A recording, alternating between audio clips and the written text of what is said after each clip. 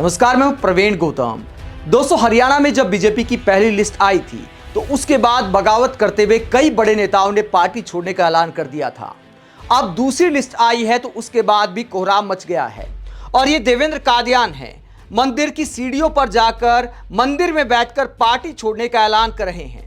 देवेंद्र कादियान हरियाणा में काफी मशहूर हैं। हालांकि देवेंद्र कादियान अब तक विधायक सांसद तो नहीं बन पाए हैं, लेकिन जमीन पर इन्होंने बहुत मेहनत की है। इसके अलावा मन्नत रेस्टोरेंट है, आपने हाईवे पर बहुत सारे मन्नत नाम से रेस्टोरेंट देखे होंगे, तो मन्नत ग्रुप के ये मालिक हैं। देवेंद्र कादियान को भरोसा था कि टिकट इन्हें मिलेगी। बीजेपी के प्रदेश अध्यक्ष ने लोकसभा चुनाव के बाद इनके चुनाव कार्यालय का उद्घाटन भी कर दिया था, तो इस बात को पक्का माना जा रहा था कि देवेंद्र कादियान को टिकट मिलेगी।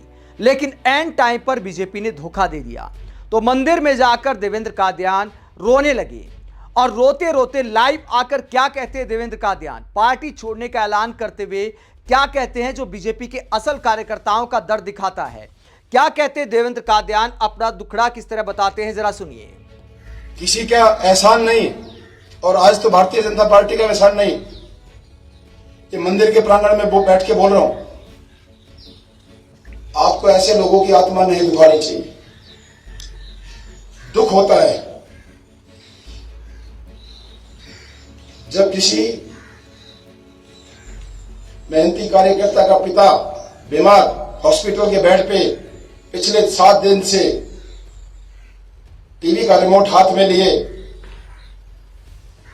टिकट का इंतजार कर रहा है। लिस्ट आएगी, बेटे ने मेहनत की है,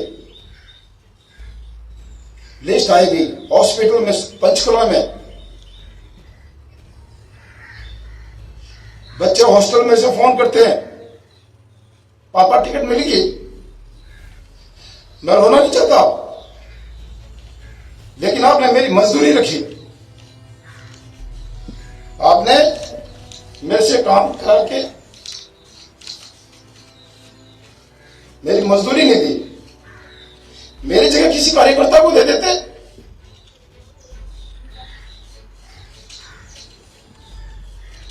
ये बहुत गलत बात है। सारे गरीब कार्यकर्ता रो रहे हैं।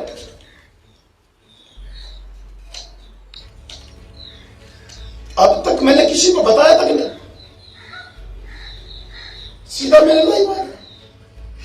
मेरे बच्चे फोन करते हैं। मेरे पिताजी हार्ट पेशेंट है।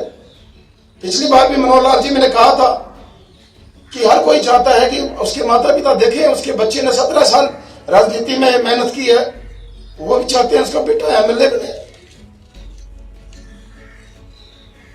क्या मतलब होता है ये? सच में आपने मेरी मजदूरी रखी है। पागलों की तरह यार मैं आपका झंडा लेके घुमाऊं। एक बार पूछो मोहनलाल पड़ोली से, कितनी मैंने उसकी आर्थिक मदद की चुनाव में। दिन रात जितना वो जगह उससे ज्यादा जगह किसके पैर नहीं पकड़े। कन्नौर से जिता के भेजा, किसने जिताया? इन सच्चे कार्यकर्ताओं ने जिताया, देवेंद्र कादियान ने जिताया।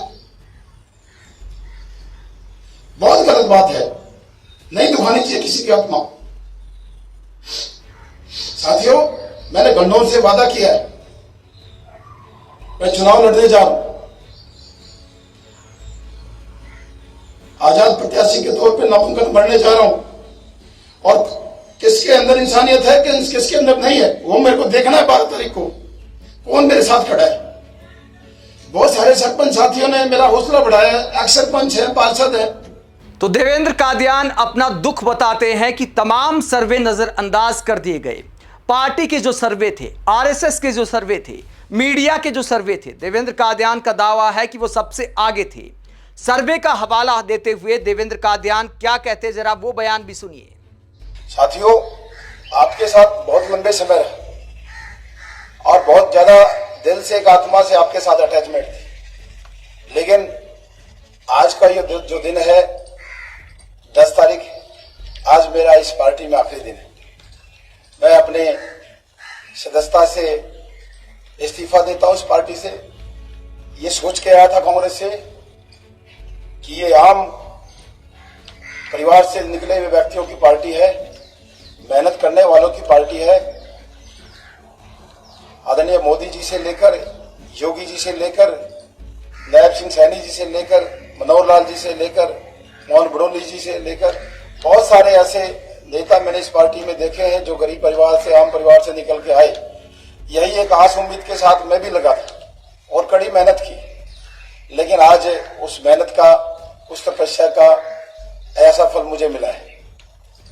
सही बताऊं तो दिल से, जैसे किसी मजदूर को हम 1 साल के लिए नौकरी पर रख लेते हैं, 1 साल उसके खूब उसको काम कराया, खूब उससे आपने बोझ उठवाया, खूब उससे आपने तरह तरह की मजदूरी कराई, और जब उसको उसका वेतन देने की बारी आई, जब उसका फल देने की बारी आई, आपने कह दिया कि कौन से पैसे।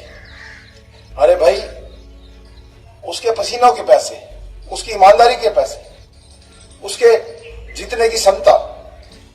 कन्नौर की एक सीट के बारे में यदि पार्टी ऐसा फैसला ले सकती है, मेरे सारे भाई जानते हैं, सारे कार्यकर्ता, उनके साथ छेड़छाड़ कौन सा सर्वे था, कहां गई आरएसएस की रिपोर्ट,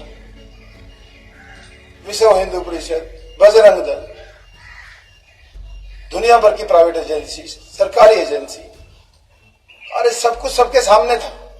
ऐसे आदमी को टिकट दे रहे हैं जिसने सरेआम पार्टी को चैलेंज करके 100 करोड़ रुपए में टिकट लेके आऊंगा और वहां पैसे उतार के आऊंगा, उसको देके आऊंगा, उस आदमी का नाम भी लिया, चैलेंज देगा। तो मैं शीर्ष नेतृत्व का धन्यवाद करता हूं और बधाई देता हूं आपकी। परमात्मा करे आप खूब, आपकी पार्टी आगे बढ़े। मेरा सफर आपकी पार्टी में यहां तक था। बहुत सारे साथी, सबसे ज्यादा मुझे दुख सिर्फ उन साथियों से है जो मेरे दिल से चिपके हुए। ऐसे जुनूनी कार्यकर्ता बीजेपी पार्टी में देखे, ऐसे एक हमारा साथी राम कुमार अबनेरा से हैंडीकैप्ड है, एक हाथ का कार्यकर्ता, आज भी 10 साल आपकी सरकार रही, आज भी कच्चे घर में रहता है, और उसके चेहरे की चमक, उसकी मेहनत, एक हाथ का इंसान। आपने क्या कदर रखी, उसके घर में जाके देखिए, वो खाने का साधन संसाधन है कि नहीं। सुखबीर प्रजापत प्रधान हमारा, उसके घर में देखिए 24 घंटे भगवा पटका डाल के अपने घर में ऐसे मेहनबाजी करता है। ऐसा छोटा सा घर क्या दिया आपने ऐसे कार्यकर्ताओं को, आज ये सिला दिया। अरे मुझे अपना नहीं, मेरी तो किस्मत में जो लिखा होगा वो हो जाएगा, लेकिन ऐसे कार्यकर्ताओं का दिल तोड़ा आपने। सारी संस्थाओं के प्रधानों के फोन आ रहे हैं। तो देवेंद्र कादियान अपने साथ बीजेपी कार्यकर्ताओं के दर्द को बयां करते, वाकई बीजेपी ने देवेंद्र कादियान के साथ बहुत बुरा किया है। जमीन पर काफी मजबूत थे देवेंद्र कादियान। अगर बीजेपी उम्मीदवारों की बात करें तो वाकई इनका हक बनता था। बीजेपी ने लगातार आश्वासन दिया, प्रदेश अध्यक्ष ने कार्यालय का उद्घाटन तक करा दिया और एंड टाइम पर टिकट किसी और को दे दिया गया। और देवेंद्र कादियान का यह दुख पीएम मोदी पर भी सवाल करता है। मोदी जी दावा करते हैं कि 1 लाख नए युवाओं को राजनीति में लेकर आएंगे। यहां युवा रोते हुए सवाल उठा रहे हैं कि मैं ये सोचकर आया था कि आम परिवारों के बच्चों को भी राजनीति में आगे बढ़ाया जाता है।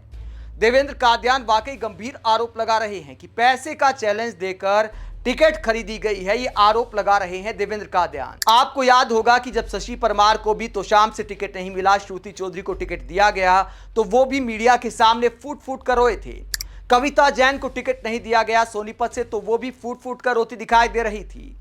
तो बीजेपी कार्यकर्ताओं के आंसू सवाल पूछते हैं कि क्या मेहनत करने वाले बीजेपी के कार्यकर्ता सिर्फ दरी बिछाने के लिए हैं? देवेंद्र कादियान जैसे मजबूत चेहरों का निर्दलीय मैदान में उतरना बीजेपी के लिए टेंशन बढ़ाने वाला है, क्योंकि पहले ही हालात अच्छे नहीं हैं। एक खबर और आप देख सकते हैं कि पेहवा से बीजेपी उम्मीदवार ने टिकट लौटा दी।